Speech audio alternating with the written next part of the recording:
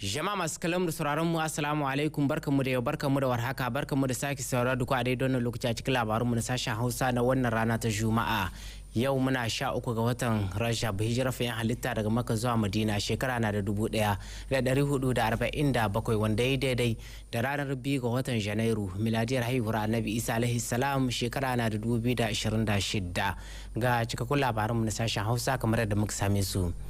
Musoma da labaranmu dangane da ziyarar gani da ido da ministan gine-gine kanal manjo salisu muhammad salisu ya gudanar a ranar yau innan domin wani ganin wa'insu muhimman kayan aiki da za su taimaka ma ofishinsa na gudanar da aiki na gari musamman ma na ci gaba da gyara hanyoyi a fadin wannan kasa domin sada zumunta zuwa ga 'yan uwa da amuna arziki a fadin wannan kasa. Hajiya Zulaha Gambo na dauke da karin bayani a cikin wannan rahoto.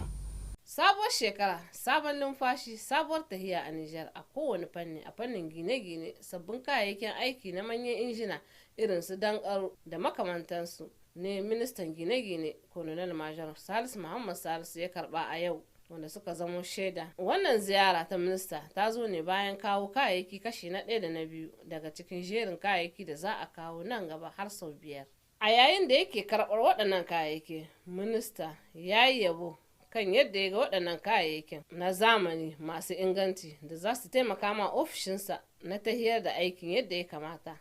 Ta haka ne ma minista ya jinjina ma gwamnati da firaminista akan yadda suke ƙoƙari na ganin wannan sabon tsari na farfaɗo da Nijar sabuwa ya tahi yadda ya kamata.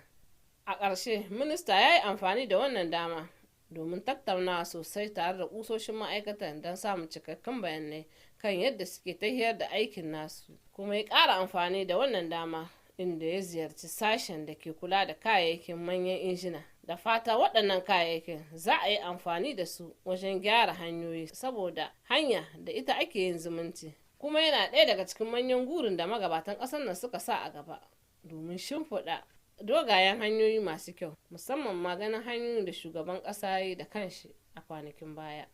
Gidauniyar FSSP na ci gaba da karɓar gudunmuwa daga hannun 'yan ƙasa na gabas da na yamma waɗanda suka riga suka aminta suka ba da yardar su kan kiran shugaban ƙasa shugaban jamhuriya babban janar Abdulrahman Chani, musamman ma kira na baya-bayanan da ya yi a ranar 4 ga watan Oktoban shekarar da ta gabata a birnin Tilaberi. A ranar yau innan shugabannin gidauniyar FSSP sun jagoranci karɓar gudunmuwa daga hannun wasu daga cikin al'umma ga abin da suka bayyana gaban manema labarai.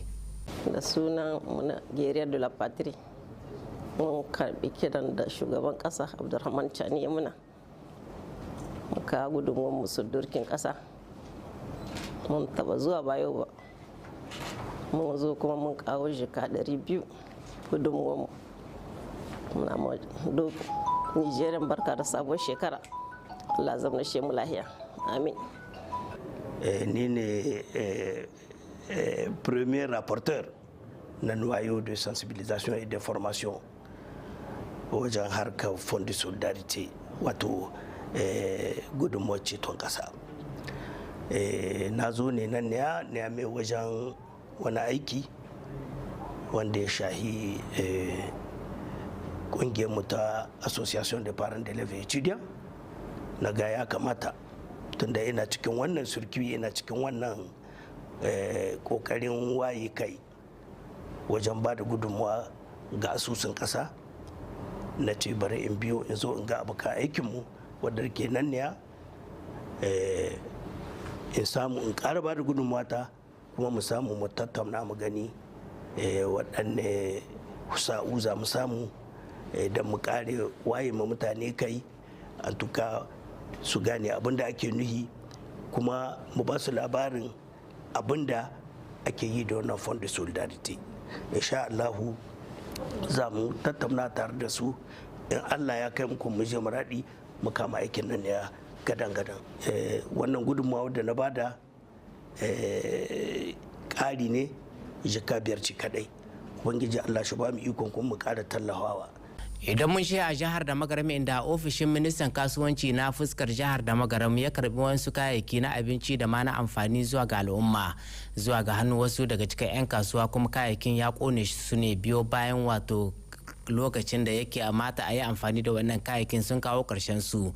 Wannan na daga cikin tsarin taimaka ma al'umma musamman kan sha'anin lahiyar jikinsu. Wannan kudar da an yi shi ne gaban gwamnan jihar da magaram kanal masallaci Muhammad Sani. Hadiza Yakuba da Muhammad Usman na ɗauke da ƙarin bayani a cikin wannan rahoto. Bayan wani bincike da ma'aikatar da ke kula da kasuwanci da masana'antu ta yi na shiga cikin lunguna da sako na shahar da magara na kwashe lahirin dukkan wasu kayayyaki da jama'a ke amfani da su yau da kullum. Alhali ko wa'innan kayayyaki wasu adadinsu ya huce wasu ko sun lalace kwata-kwata. Wanda ya ba da damar ga wannan ma'aikata a wannan shekara ta 2025 shirya sabga ta toye dukkan illahirin waɗannan kayayyaki da aka kama a cikin shaguna daban-daban na wannan jihar ta da magaran. Gwamnan jihar da magaran kanan masallaci Muhammad Sani da ke shi ne ya jagoranci bikin wato toye waɗannan kayayyakin ya fara da cewa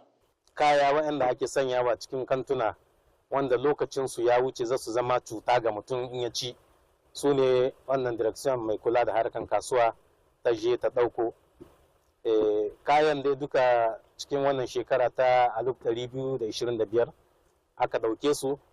kuma kudinsu ya kusa kai miliyan 3 na sefa. A cikin kayan nan akwai abinci kamar wani makaroni da sauransu, akwai kayan shahe-shahe, kuma akwai magani na likita wanda dai duka ya kasance lokacinsu ya wuce. Cikin kayan kuma har ibo akwai kaya waɗanda ba a barin su, kaman ya kasance kamar su shisha da wani giya ba a saida ta a nan Niger, kuma akwai taba ita ma wadda bai kamata a saida ta ba a nan Niger tunda ba a bi ta ka'ida ba aka sanyo su. Wannan ya zan kaman cuta ma dan adam. Ka san da abin da ka kawo yana da lokaci, lokacin ya wuce kuma ka ce dole sai ka saida ma mutane, abin ya zama kaman cuta ne. Kuma in ya je rishin lahiya kai baka san abin da ake ba, mutum ya je ya sayi abin jika 3 zai je likita a ce sai ya biya jika 50 ko jika 100 saboda ya samu lahiyar shi, haka ko bata yi ba. Kuma kaman wayancan harkan wani giya da menene wanda basu bi ta ka'ida ba, abu ne wanda suna sa ma yara hauka da menene in mutum ya sha, saboda babu wanda ya ji ba ya gani kaman menene abin harkan alkwal a cikin su. Daga nashi waje Aminu Zabai, darakta na jiha na ma'aikatar da ke kula da kasuwanci da masana'antu, ya yi amfani da wannan dama don yi ma al'umma huɗuba musamman ma 'yan kasuwa na su yi hattara game da wannan mugun hali nasu wanda zai kawo cikas ga rayuwar ɗan adam. Mu bayyana muku da cewa a gurin wannan sabgar an samu kasancewar wakilcaccen hukuma na da'irar birnin da magaram wato Alhaji Isuhu Mamman da wakili na mai martaba sultan na da magaram da kuma wato wakilai na jami'an tsaro daban-daban. Har yanzu dai a jihar da magaram inda dangance da gangamin da shugaban kasa ya kaddamar da wayar da kan al'umma kan muhimmancin zaman lafiya da haɗin kan 'yan kasa. Wasu daga cikin al'umma na birnin da magaram na ci gaba da gudanar da tarurruka na kawo wayewa zuwa ga dukkanin al'umma. An shirya wani babban taro na gangami tare da tattaunawa na duba hanyoyin magance matsalar da al'umma ke fuskanta musamman a cikin tunaninsu na yadda al'umma za su ba da haɗin kai domin samar da zaman lafiya da tsaro da kariyar wannan ƙasa ta mu ta Nijar. Abokan aikin mu na jihar da magaram Kasu Muttari da Lawali Usaini na ɗauke da ƙarin bayani a cikin wannan rahoto. Al'umma ne tubarkalla maza da mata, yara da manya suka kasance masu ɗimbin yawa a ɗakin shawara na majalisar jiha a nan cikin wato birnin da magaram domin halartar wannan gagarumin biki na farko na kaddamar da ita wato ayyukan wannan kungiya LUPNE ci gaba, wato a takaice haɗaɗɗiyar kungiya ta horar hula wadda ke da gurin ganin an karfafa dukkan waɗansu al'amura na haɗin kai, ci gaba mai ɗorewa da kuma fahimtar juna tsakankanin al'ummar ƙasar nan. Haka wannan kungiya ta horar hula ke shaƙe da zuciyar ganin an karfafa haɗin kai tsakankanin al'umma. Akan haka wannan babban zaman taro na farko an tattauna sosai bisa kan ƙara wayar da kan jama'a game da zancen mahimmancin kwanciyar hankali, tsaro da cuɗayya tsakankanin al'umma. Shugaban haɗaɗɗiyar ita wannan ƙungiya ta horar hula wato Mohamed Alai Sule wanda ake kira da suna ɗan Feti, bugo da ƙari mashawarci na shugaban ƙasa, ya yi unhwani da wannan dama domin bayyana ma jama'a manuwar ita tafiyar wannan ƙungiya ta horar hula da irin ayyukan da ta saka a sahun gaba. Musamman ma duba dukkan hanyoyin da ya kamata a bi domin kawo gudunmuwa ga irin ayyukan da hukumomi na kasar nan tamu suke a tsawon gaba. Shugaban kasa, shugaban jamhuriya Janar Darme Abdurrahman Chani, da irin goyon bayan da ya kamata a kawo a huskar gidauniyar nan ta ƙasa ga baki ɗaya da kuma dukkan kunnuwa da idanuwa da ya kamata mu buɗe mu zira ido sosai da sosai don inganta sha'anin tsaro kusan dukkan jami'an tsaronmu a cikin faɗin ƙasar nan. Haka wannan ƙungiya take shaƙe da gurin ganin ƙarfafa zancen wato addu'a da roƙon Allah maɗaukakin sarki da kuma tafiyar da alƙunutu da tafiyar da karatun alƙur'ani mai girma domin ƙasar nan tamu ta kwan lafiya tashi lafiya. Haka waɗannan yankuna gabaki ɗaya na Sahel, Mali da kuma Burkina Faso. Mun saurare shi. Mun zo mu kama ma ƙasarmu kamar a yadda shugaban ƙasa yake faɗi, mu ne za mu ma kanmu. Kenan ya kamata mu diba tunda Allah ya ba mu rai ya ba mu lahiya ga yanzu abinda za mu ma kanmu kashedi mu kiyaye tara dukiya ba a ce kaka tara ba, amma ka san yanda za a yi ka sarrafa dukiyarka cikin rayuwarka, yanda za a yi ka taimaka ma 'yan uwa da amunan arziki. Wai abin ba muna shi bane dan gadara, shi duk abin da za ka kalli Allah a cikin shi, wannan shine zai iya mana amfani. Daga bisani sai da babban magatakarda na ita wannan kungiya ta farar hula wato Haji Ibrahim ya yi unhwani da wannan dama domin ƙara kawo gudunmuwa ga sauran jama'a bisa kan ɗaya bayan ɗaya manuwar tafiyar ita wannan kungiya ta farar hula da kuma irin ayyukan da za ta zartar insha Allahu da kuma irin goyon bayan da ake buƙatar al'umma gabaki ɗaya su kawo dan a tafi tare kuma a tsira tare. Bayan haka mu sanar da ku cewar tubarkalla an samu kasancewar malamai magada annabawa shak da alƙalai zuwa wakilai na matasa da na ɗiya mata waɗanda suka ma wannan ɗakin shawara ca domin kawo tasu gudunmuwa zuwa ga tafiyar da ayyukan dukkan wannan ƙungiya ta farar hula cikin salam alim da fahimtar juna. Nan gaba a cikin shirin muna ta da tattaunawa ta musamman da mai martaba sarkin Junju Bashir Haruna Hambali wanda ya yi fashin baki tare da wayar da kan al'umma kan wato bukatar ta shugaban kasa da ya isar da ita a zauren majalisar tuntubar juna ta mashawarta wato CCR, bukatar da ke da nuhin ganin cewa an kawo wayewa zuwa ga dukkanin al'umma kan muhimmancin tsaron kasa, cewa da mobilisation générale pour la défense de la patrie. A cikin shirinmu da fatan za ku kasance tare da mu domin jin mahimmancin dalla-dalla kan ita wannan wato bukatar. Amma kafin nan bari mu je birnin Adar wato jihar Tawa, inda bayan cin takobi na shekarar 2025 kokowar gargajiya da ta gudana a birnin Adar da take a matsayin karo na 46, Nura Hassan ya gudanar da zagaye na musamman a birnin Adar, musamman ma a wurare daban-daban domin bayyana wannan tukuncin da ya samu zuwa ga 'yan uwa da abokan arziki. Abokan aikinmu na birnin Adar, Abdulrahman Isaka da Muhammadu Agumur na dukkan karin bayani a cikin wannan rahoto. Lalle haka ne, bayan an kammale shagulgulan babbar kwamfalar wasannin kokowar gargajiya karo na 46 da an kai a nan Tawalele birnin Adar, rana mai cikakken tarihi, Allah ya ba jihar Tawa nasara samun sarkin 'yan kokowa Nura Hassan da ɗan Galadima Zakiru Zakari da kofi na yawan kaye. A lokacin da yake miƙa ma gwamnan jihar Tawa Kanal Major Suleiman Ahmadu Musa wannan takobin, farin ciki da murna bai da misaltuwa. Lalle ɗauko tun daga wajen abin da ya shahi garuruwan Tawa, Bagga, ba da gishir gidan Iddar, Tsarnawa har birnin Kwanni, Illela, al'umma sun hito da fifikonsu da kwalkwata suna nuna farin ciki taɓi, kuma an tarbi sarkin 'yan kokowa da kyau. Ga ma jawabin mai martaba sarkin Kwanni Sardauna Salihu lokacin da ke nuna farin cikin shi da godiya kam haka. Allah mun gode ma, jama'a ta Kwanni mun gode muku. Nura Hassan, muna yi ma godiya da suna al'umma da kai sanadi ga duka tarihin kokowa ta takobi, sai bana Allah ya kawo shi Kwanni. Allah ya saka da alheri. Muna kira ga jami'ai, Prefect Ilela musamman kai da ka jagoranci wannan abu, da Prefect Kwanni da sauran magabata da sun ka zo wannan abu. A kiyaye daga bana abinda mun ka ga wasu na son su shifka kar shi ƙara faruwa,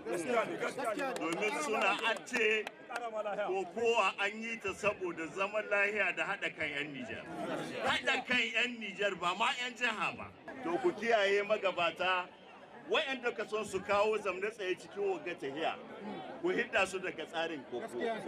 Mu bayyana muku a ƙarshe da cewa dai wannan rangadin na sabon sarkin 'yan kokowa da yi na shekarar bana Nura Hassan magabata na jihar Tawa gabaki ɗan su ɗauko tun daga gwamnan jihar Tawa Kanal Major Suleiman Ahmadu Musa da kuma Ade shugaban da'irar birnin Tawa Sahabi Musa sun yi kira ga al'umma da cewa yanzu na kokowa take za su kawo ƙoƙarinsu a magance duk waɗansu kurakurai masu hana ma ruwa gudu cikin harkar kokowar gargajiya. Martabobin kokowa na jihar Tawa da an kasan su da su dawo saboda sun nuna da cewa yanzu jihar Tawa muna da takubba wajen guda 11 da kuma ɗan galadima guda 13 da kuma lambobi daban-daban. A ƙarshe dai sun yi godiya kuma hallo ga al'umma da sun ka kawo goyon bayan su an kai wannan kokowa lami lahiya an ka ƙare lahiya.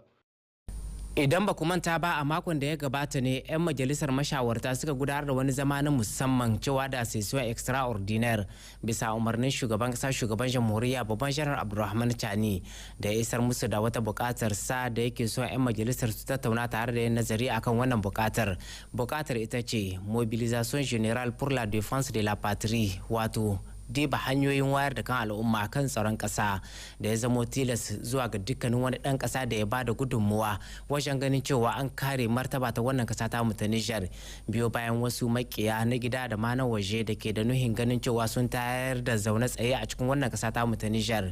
Ba shakka wannan buƙatar dai idan 'yan majalisar suka yi nazari za su kawo wayewa zuwa ga dukkanin al'umma. Akan haka ne a ranar yau ina abokan aiki mu musamman ma editan mu na sashen harsukan mu na gida Alhaji Abubakar Bizo ya gudanar da wata tattaunawa ta musamman da shugaban wato kwamitin sulhu da wanzar da zaman lahiya a majalisar tuntubar juna cewa da mai mataba sarkin musulmi na Junju Honorable Bashir Haruna Hambali wanda ya yi karin bayani tare da fayyace dalla-dalla kan yadda wannan bukatar ta shugaban kasa take tare da 'yan kasa kowanne ya saurari wannan wato jawabin da idon basira domin ya amfane mu ya amfani kasar mu ya amfani al'ummar mu. Da wannan tattaunawar zani barin ku a madadin ilahirin abokan aiki wanda suka dafa ni gabatar da wannan shirin musamman ma Gero Usman da ya sada ni da ku,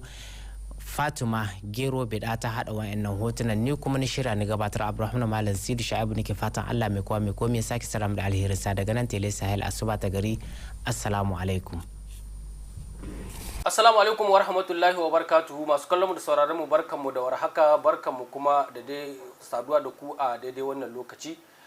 inda a yau dinnan muke da babban bako shine mai martaba sarkin musulmin Junju Muhammad Bashir Haruna Hambali wanda da shi yau dinnan zamu tattaunawa akan kudirin dokar nan da aka ɗauka a taron majalisar ministoci na makon da ya gabata dangance da shirin ko ta kwana da ya kamata al'ummar Nijar gabaki daya na gabar da yamma kudu da arewa su kasance a ciki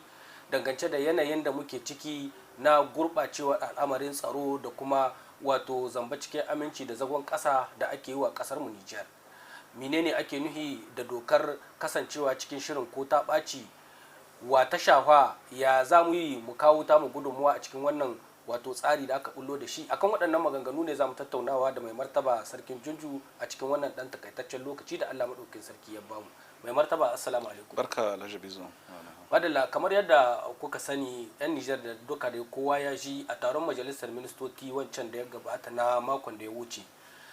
a ƙarƙashin jagorancin shugaban ƙasa shugaban jamhuriya babban janar Abdulrahman Chani an ɗauki wani wato ƙuduri na doka na cewa an girka wata doka ta kasancewa cikin shirin ko ta kwana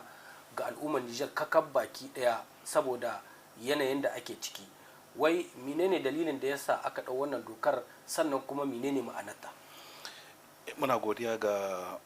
RTN da ita da ma'aikatanta da kokarin da kuke nan kuna yi, kuna waye matalakawa al'ummar Nijar kai don su san cikin halin da ake. Kuma muna gode ma gwamnati da kokarin da take yi don duk abin da ake ciki suna sanar da talakawansu don su san cikin abin da ake. Abin da ya haddasa wannan doka mataki da an ka doka ba wa da dokan za a doki wannan dokan tunda aika ta assembly za su president zai abun ganta insha Allah. Mutane su sani in suna zuwa kasuwa lahiya, suna kwana gidajen su lahiya, suna zuwa ma'aikata lahiya, suna balaguro lahiya, akwai waɗanda su kuma sun hana mu idanun su kwana. Akwai sojoji a can cikin daji, cikin ƙura, cikin rana, cikin zahi, cikin damana, da ko ina na yankin dajin Nijar cikin ramu da duwatsu waɗansu sai su yi kwanaki ba zancen wanka ba ne na abin da an ka ci ana nana tsariya saura su rasa rayukansu saboda in kaga ka kwanta lahiya wani ya sadakar da rayuwar shi ne an kashe shi to yanzu mun kai salo sai mu kanmu hankali mu kanmu karatun ta natsu mi ya faru kwanan nan Benin mi ya faru kwanan nan Najeriya mi ake nuhi da abubuwan da ke ga faruwa to mu tana da wurin iyaka 7 mai babbar iyakarta mai nisa ita ce daga Difa zuwa Gaya duk iyakan da Nigeria ne to sai ya kasance makiyanmu sun yi mu yawa akwai na gida akwai na waje na wajen sun kulla na gida don su cuci ƙasar tasu to duk abin da ake doka mutum sai ya doka ya yi aiki da hankalin shi mai musulunci ya ce musulunci ka kare mutuncin gidanka ka kare mutuncin anguwarka ka kare mutuncin ƙasarku saboda kai ƙasarku ita ce kai mutuncinka shine ƙasa to an ka ce to duk wanda ya kama hari ya kashi kai baka nemi faɗa ba shi ya nemo ka to ya zama jihadi kenan shi yasa ake kiran mutane sake-sake da labarun da akwai da munahuce-munacen da niyoyin da aka gare su na su wace ƙasar ga ta koma kamar yadda ka ga Rwanda yadda ka ga Congo yadda ka ga Sudan yadda ka ga sun ka wace ƙasar Libya da Syria to waɗanga mutanen su inni suke zakko sun kai waɗansu abubuwa nan kusa-kusa to shi ne za mu yi makamu karatun ta natsu da a girshe mu shi ne shugaban ƙasa ya ɗauki wannan conseil da ministry ya ɗauki wannan ƙudurin da a girshe mu gwamma a ce muna shirye to shirin da za a shirin yi mutum guda ake jira buga tambari ran da duk shugaban ƙasa buga tambari ya ce to ku shirya fa an kawo hari an yaƙe mu ba mu fata haka ta faru amma za mu shirya tunda bahaushe na cewa riga kahewa shi ya magani karan sarani ma tunda wuri aka horo ne to kaji kuma abinda ake magana bisa kan wanga abu sarakuna su ne gimshikin wagga ta da ake ciki zama gimshiki kuma ya ce shi ne tunda an ce ba saraki an ce mai talakawa cikin talakawa akwai malamai akwai masu kuɗi akwai manoma akwai makiyaya akwai barayi akwai mara lahiya babu akwai mahaukata duka iska wane ne bokayi duka jama'a sarki ce to shine kowane sarki ko duk ƙasar ga yadda ta kasance an yi mata zobe to kowace iyaka akwai wani sarki da ke da iyaka da wata ƙasa in ka ɗoka Benin ai akwai sarkin Gaya ko in ka ɗoka Burkina ai akwai sarkin Fatal Koli Tera da Toro da Wanga Torodi in ka ɗoka can Chad ai akwai sarki Yogo in ka ɗoka Kotel Libi akwai Jado to haka nan ne kowace iyaka to waɗannan sarakuna na Nijar su ne duka na Nijar ya kamata su ɗarma ɗamarar yaƙi su waye matalakawan su kai su mai da abun nasu saboda duk basarake yana kuri da uban shi da kakan shi to in kuri ne kakai da uba da kaka to kai mi kai ma ƙasarka to wanga kira da ake yi ana so ne mu bar ma ɗiyanmu da jikokinmu mu bar ma bayanmu ƙasa mai mutunci mai arziki mai kwanciyar hankali shine duk gurin duka yanzu idan muka duba shi wannan kira idan aka yi shi dawa ya tashafa kuma suwa ya kamata a ce sun hito sun yi tsayin daka saboda kira na harko da an ka fara da kashi an ce mobilization general ai ba gare mu ya fara ba annabi ya fara shi in ma za a je yaƙi sai kaga an zo da mata suke da huwa